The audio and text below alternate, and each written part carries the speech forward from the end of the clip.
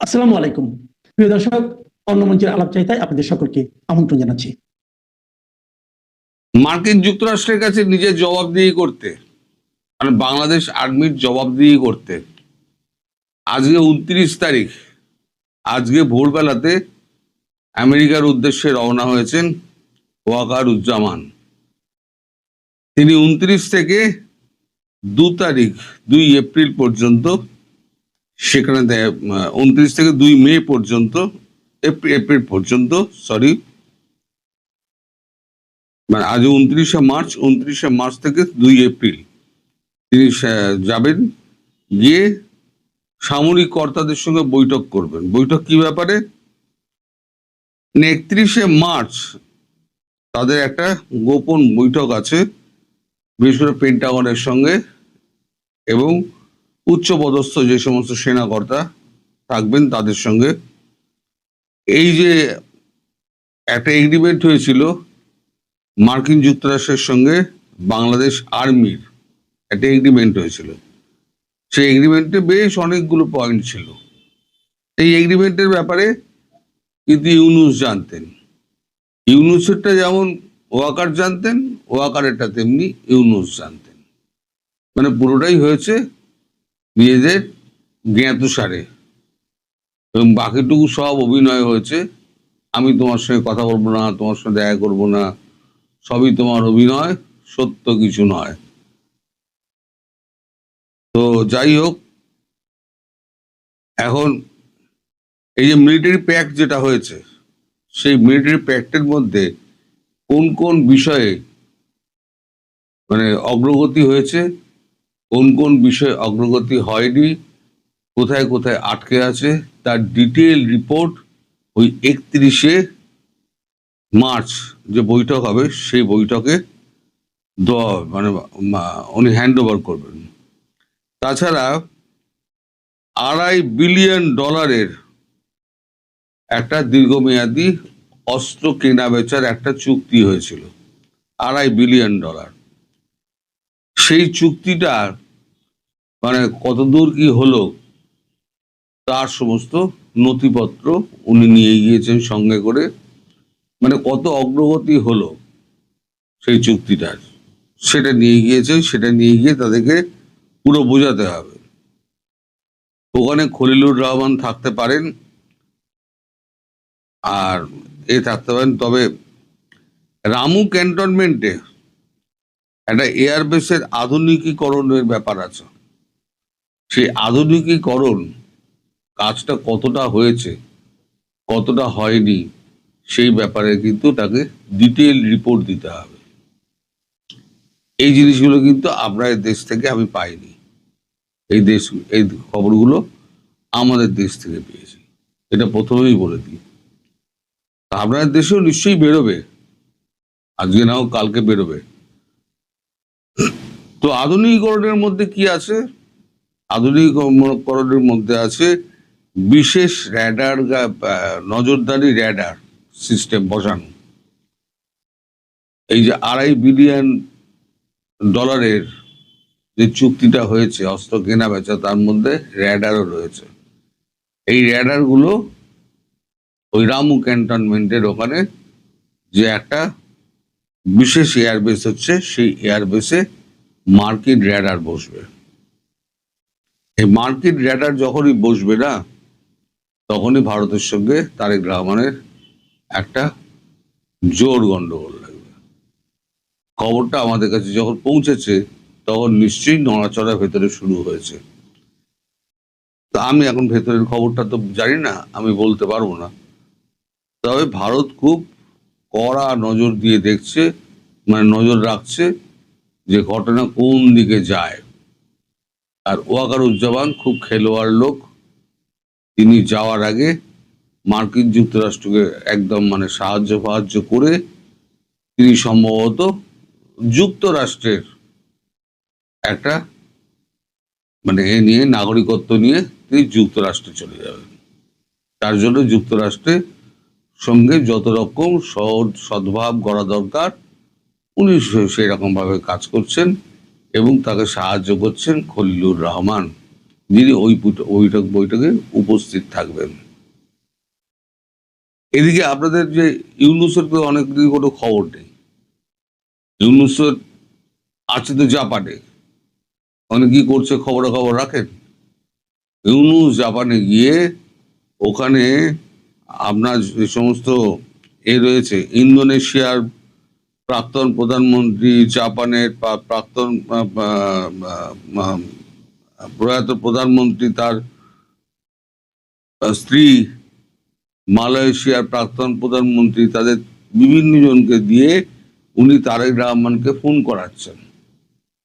Phone করিয়ে তাদেরকে দিয়ে মানে তাকে রাষ্ট্রপতি করানোর জন্য মানে অনুনয় বিনয় করা হচ্ছে। তিনি ক্ষমতা থেকে ছড়বেন না, এই বয়সেও তার কিন্তু ক্ষমতার লোভটা রয়েছে। দেশটা 12টা থেকে 14টা বাজানোর পরে এখন বাকি যেটুকু বাকি আছে সেটুকু অন্তঃশ্বাস শূন্য করার জন্য তিনি রাষ্ট্রপতি হওয়ার জন্য উঠে পড়ে লেগেছেন। আর এই ফোনের তাগিদে, মানে ফোনের জ্বালায় তারেক রহমানের অবস্থা খারাপ হয়ে গিয়েছে। তারেক রহমান শুধু এই ফোন ধরে বেড়াচ্ছেন আর একে ওকে জিজ্ঞেস হচ্ছেন কি করা যায়। এখন এই তো আমার পেছন ছাড়ছে না, ওখানে গিয়েও এই সমস্ত কল কবজা খাটাচ্ছে। তো যাই হোক, এখন তো আমরা বলতে পারবো না শেষ পর্যন্ত তারেক রহমান কি করবেন। তবে আমি শুনলাম আমাদের এখান থেকে আজ গতকালকে বোধহয় আপনাদের 5,000 টন পেট্রোল গিয়েছে, আরো ধীরে ধীরে যাবে। তাও আমাদের তেলের সমস্যা মিটে গেছে, গ্যাসের সমস্যাও প্রায় মিটে গেছে। কালকে আমি একটি অটোয় করে আসছিলাম, অটো ড্রাইভারকে আমি জিজ্ঞেস করলাম আপনার গ্যাসের সমস্যা মিটেছে? বললো হ্যাঁ আমাদের গ্যাসের সমস্যা মিটে গেছে, আমাদের খুব বেশি লাইন দিতে হয় না, কারণ 8 ঘন্টা 45 মিনিট লাইন দিলেই আমাদের হয়ে যায়। তার মানে গ্যাসের সমস্যাটা, মানে অটোর যে গ্যাস সিএনজি, সেটা সমস্যা মিটে গিয়েছে। না, আমরা জানেন যে গতকালকেও 2খানা জাহাজ আমাদের হরমুজ দিয়ে চলে এসছে। ভারতীয় রণতরীগুলো এবং সাবমেরিন তাদেরকে পাহারা দিয়ে নিয়ে আসছে। আরো যে সমস্ত জাহাজ ওখানে আটকে আছে, আরো 18টা জাহাজ আটকে আছে, সেগুলোকেও ধীরে ধীরে পার করা হবে। তো এই হচ্ছে সামগ্রিক অবস্থা। 7 এবং 8 তারিখ এই যে মরিশাসে যে কথা, মানে দেখা হওয়ার কথা আছে আমাদের জয়শঙ্কর, পররাষ্ট্রমন্ত্রী জয়শঙ্করের সঙ্গে খলিলুর রহমানের, আমি বলেছিলাম না যে অনেকগুলো প্রশ্নের উত্তর দিতে হবে। এই প্রশ্নমালার মধ্যে কিন্তু এই প্রশ্নগুলো আছে যে ভারত বিরোধী কাজকর্ম কিন্তু এখনো চলছে, তারেক রহমানের জ্ঞাতসারেই চলছে। এমন নয় যে তারেক রহমান একদম বোকা মানুষ, তিনি কিছু জানেন না, তার অবর্তমানে সমস্ত কিছু হচ্ছে, তার অজ্ঞাতে সমস্ত কিছু হচ্ছে। তিনি সব জানেন, জেনে শুনে তিনি এই কাণ্ডটি করছেন। তবে এর জবাব কিন্তু খলিলুর রহমানকে দিতে হবে, কারণ খলিলুর রহমান এই বৈঠকে উপস্থিত থাকছে। এই যে মিলিটারি প্যাক্ট যেটা হয়েছে সেটা খলিলুর রহমানের উপস্থিতিতে হয়েছিল। সেখানে ওয়াকার ছিলেন, সেখানে ইউনূস ছিলেন এবং সেখানে খলিলুর রহমান ছিলেন। ফলে এরা সব সম্মিলিতভাবে দেশটাকে বেচে দিয়েছে ইউএস এর কাছে। কারণ আপনাদের কপালে কি আছে সে তো আপনারা বুঝে নেবেন। আমাকে তো, যাই হোক, আরো আমাদের তেল ফেল আসছে, তেল এলে বাংলাদেশে আরো তেল যাবে। বাংলাদেশের যা ছবি দেখলাম, তেলের জন্য একটা পেট্রোল পাম্পের সামনে লাইন দিয়ে, বাইক লাইন দিয়ে, সেখানে সব কম্বল টম্বল নিয়ে শুয়ে আছে। ছবিটা আমার কাছে এসছে, আমি আর দেখাচ্ছি না, এসব ছবি দেখাতেও খারাপ লাগে।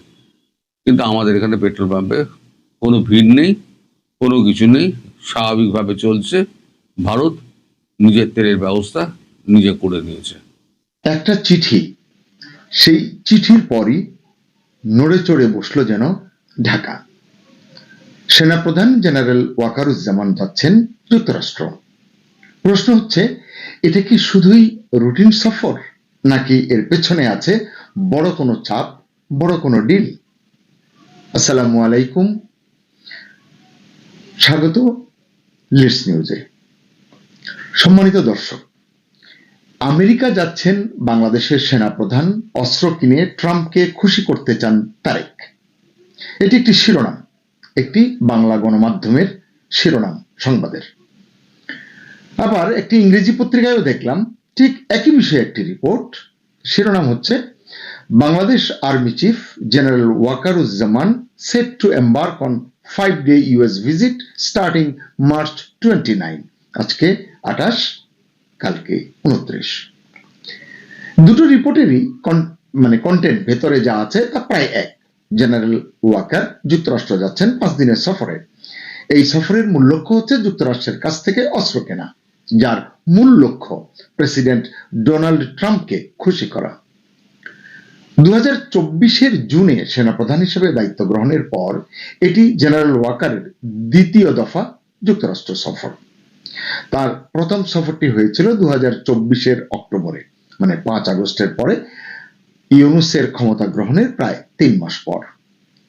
2025 সালের মে মাসেও জেনারেল ওয়াকারের আবার যুক্তরাষ্ট্রের হাওয়াই যাওয়ার কথা ছিল, কিন্তু সেনাবাহিনীর অভ্যন্তরীণ এবং সরকারি কোন্দলের কারণে তখন সম্ভব হয়নি। তখন এই ইস্যুর কারণে তৎকালীন জাতীয় নিরাপত্তা উপদেষ্টা খলিলুর রহমানের ইকুয়েশনটিও তখন আলোচনায় এসেছিল। আপনারা জানেন জেনারেল ওয়াকার বাংলাদেশের রাজনীতিতে অত্যন্ত গুরুত্বপূর্ণ একজন ব্যক্তি, একজন সেনাপ্রধান হওয়া সত্ত্বেও।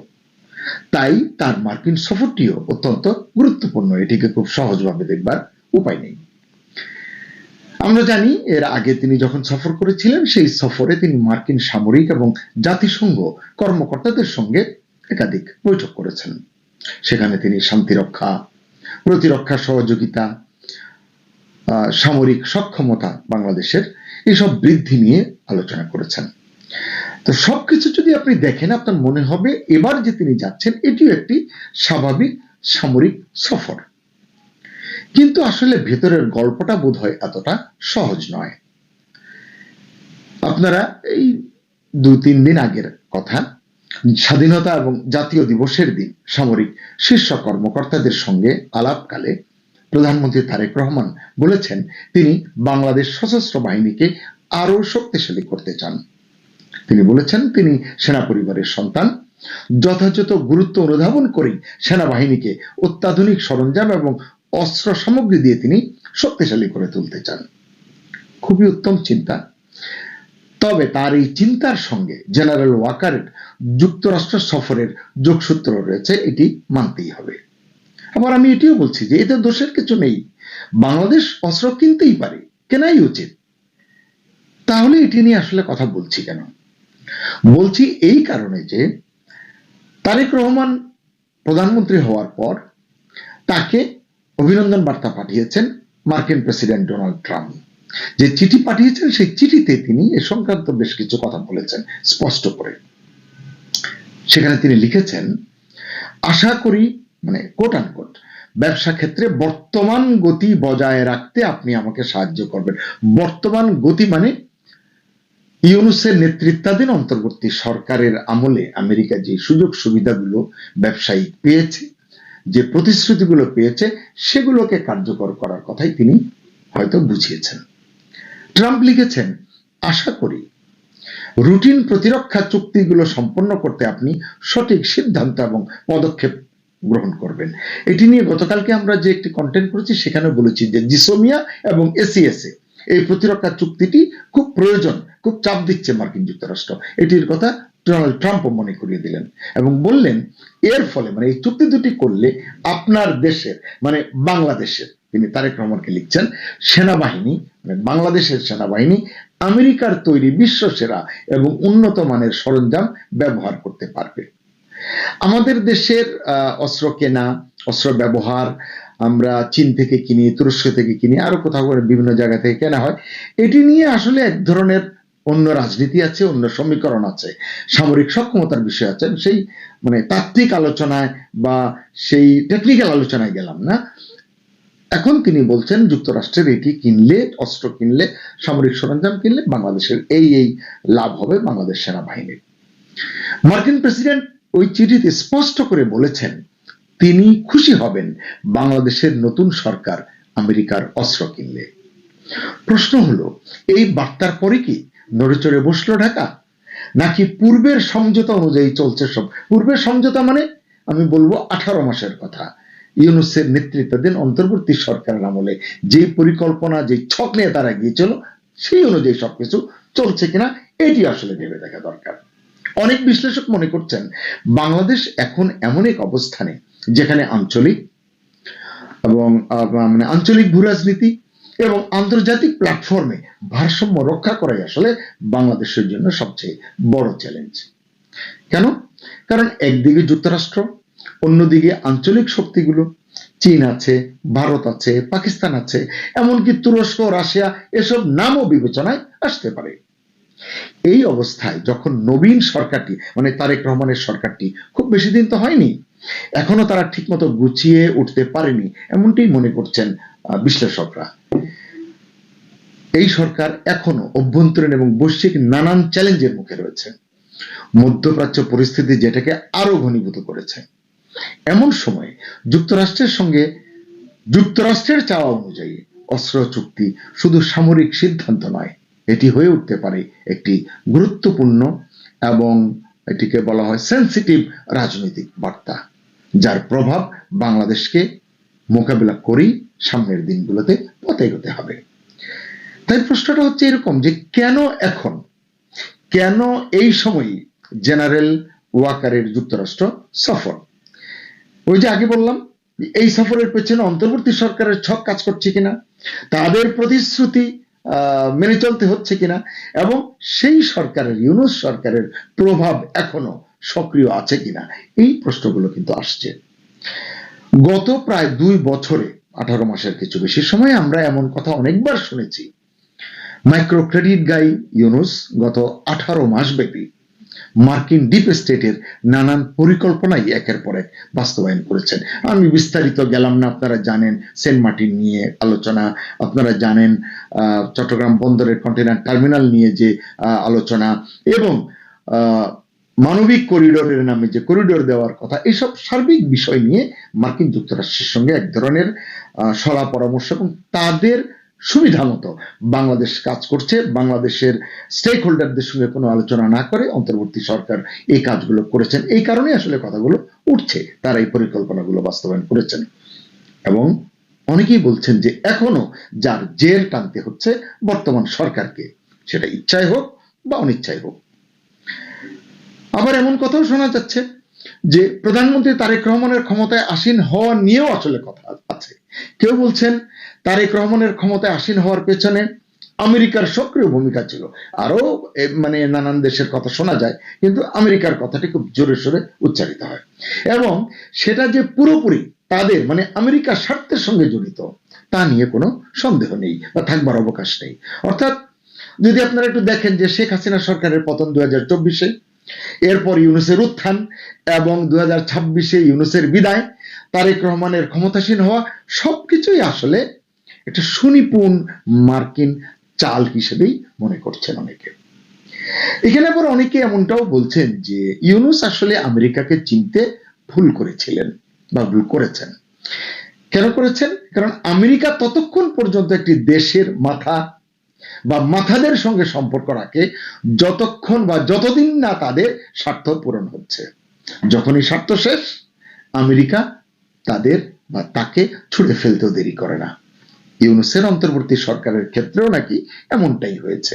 নানান সমীকরণ এখানে কাজ করেছে, এই আলোচনায় গিয়ে আমি ভিডিওর কলেবর বাড়াতে চাই না।